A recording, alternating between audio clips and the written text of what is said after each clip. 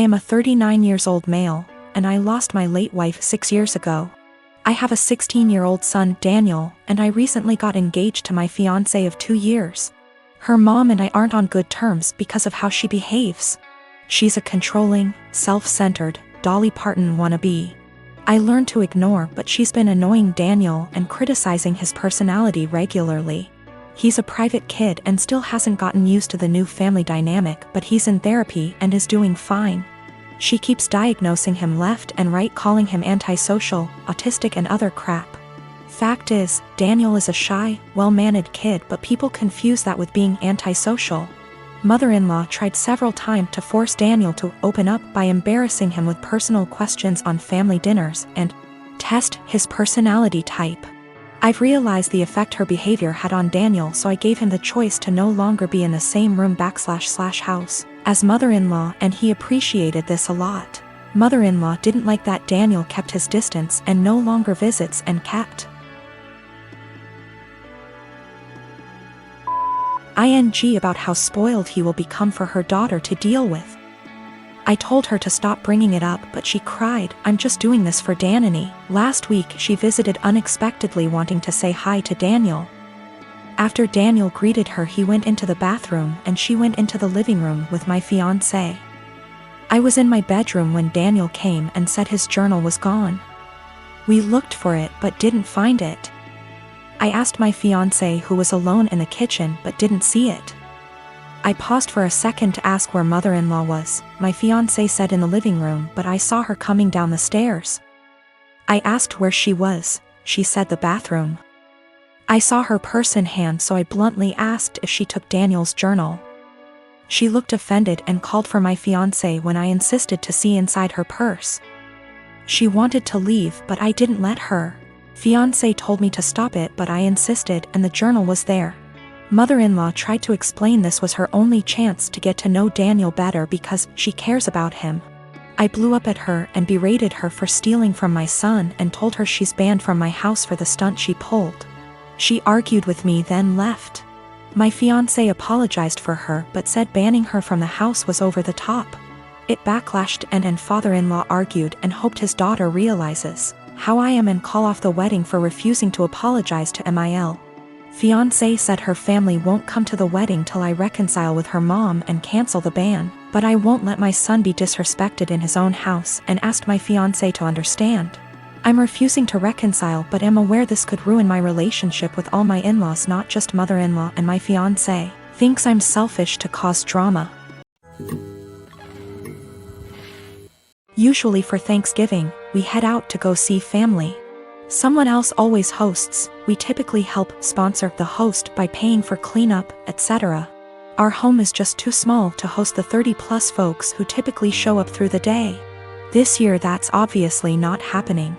Other than us talking about not doing the usual, Thanksgiving didn't come up until yesterday. My kids have the week off from online school, and I was doing a puzzle with them before dinner when my husband walks in after work and says, "So did we get a turkey?" I looked at him and said, "Well, I know I didn't." "Did you?" He stared at me blankly and said, "No." "What do you mean? Do we need to get one still? Is it being delivered?" I shrugged and said, "I don't know nothing about no turkey." The kids and he looked so confused, so I helped them along and said, "I didn't buy anything. I didn't plan anything. No one said anything to me about Thanksgiving. Nobody offered to help meal plan, cook anything, do anything." He blew up yelling at me about how I should have obviously known. I said, "Why? I've literally never planned or made a Thanksgiving dinner in my life. The most I've ever done was help clean up or maybe peel the potato." I asked him why didn't he plan anything, why didn't the kids plan anything? Why is everyone waiting until the last minute and dumping it on me? He just sputtered and yelled and stormed off to his office and left me with the kids. We all had dinner, the kids cleaned up, and I was relaxing with some wine and a book after they all went to bed. My husband tore into me about how he can't believe I left this all to the last minute. Now there will be no Thanksgiving. How could I be heartbroken to do this to the kids, etc. So I just looked at him and said, "Why didn't you plan? Why did you wait to the last minute to ask me?"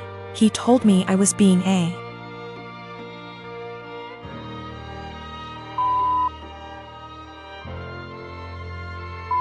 for no reason and stomped off to go sleep in his office. He left without saying a word this morning. I followed up with my kids and asked them if they wanted Thanksgiving. They said they didn't care because the food isn't that good most of the time anyway. I work as well. We split chores, but there's no hard line. I do some, he does some. We both cook, and the oldest cooks as well. I just don't get why Thanksgiving is on my plate. Why, just because I'm a woman? A lot of people seem to think that my kids are like toddlers or something. They're old enough to help make the menu for dinners, help with cooking, etc.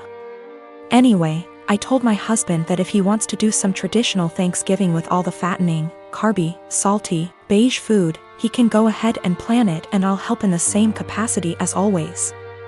If he wants me and the kids to cook something together, aka a normal, average Thursday, I'll continue with what was scheduled. The kids genuinely do not care.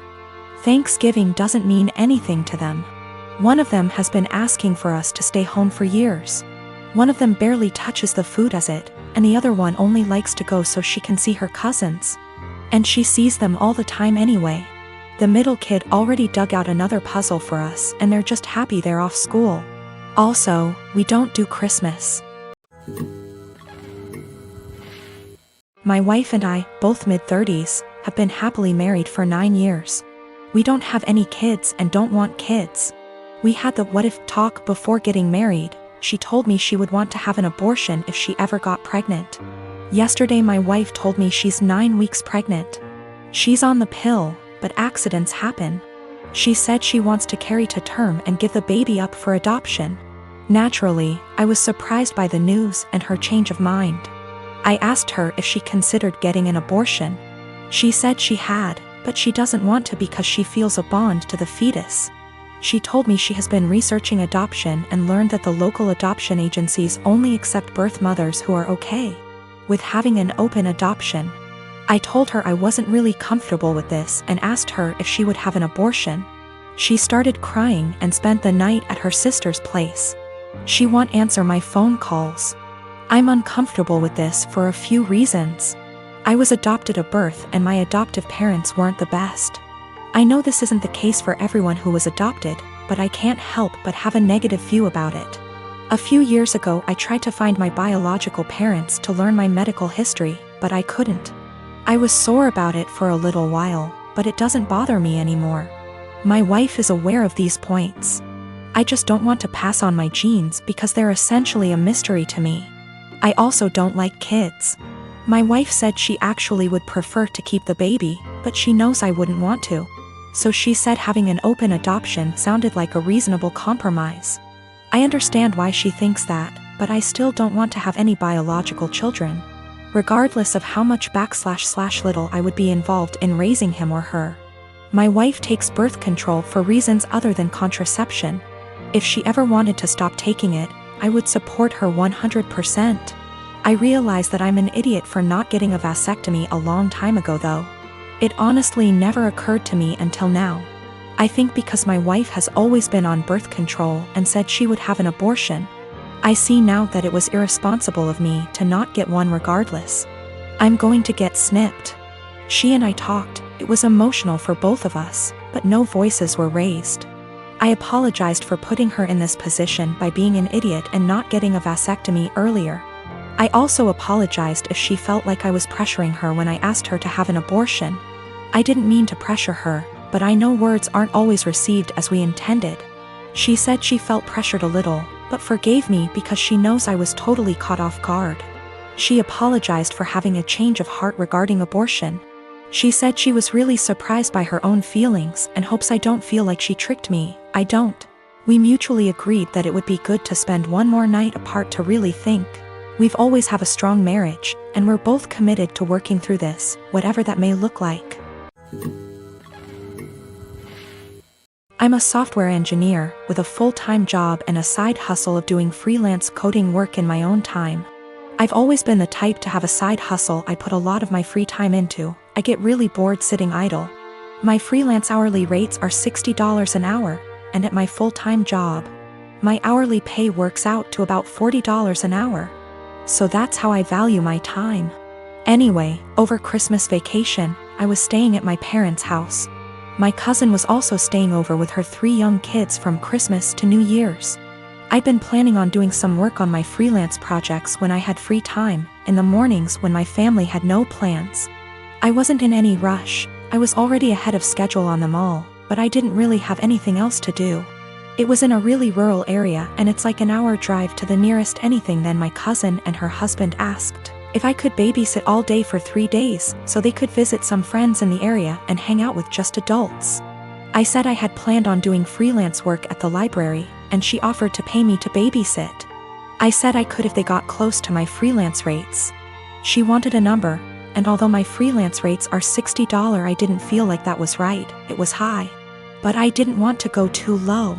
Honestly, babysitting 3 kids would be harder for me than the routine coding work I had for my freelance project. I don't know a lot about kids and I've never babysat for long, and I had a feeling it would be stressful and difficult. So I said $35, which is below what I make hourly at work, and what is the bare minimum I'd value my time for. If that time is spent doing difficult work. And she went crazy at me, saying that's a ridiculous rate for babysitting, that I was entitled and being selfish, that I'm trying to take advantage of how she didn't have other options, etc. I said that's way below what I'd be making if I had the time to do my own work, and I'd be putting off my own work to babysit. Her husband then got mad at me saying that I was a 24-year-old girl, that I'm damn near a child myself, that my time is not worth that much and it's childish to say that it was, and that I was a stupid girl for not knowing that babysitting costs like $15 an hour. When I grew up and have kids of my own, I will see how stupid I was being. I was kind of done with being called stupid, so I just told them I hope they could find someone else. My mom thinks that I asked for something offensive, and my cousin and her husband obviously did too.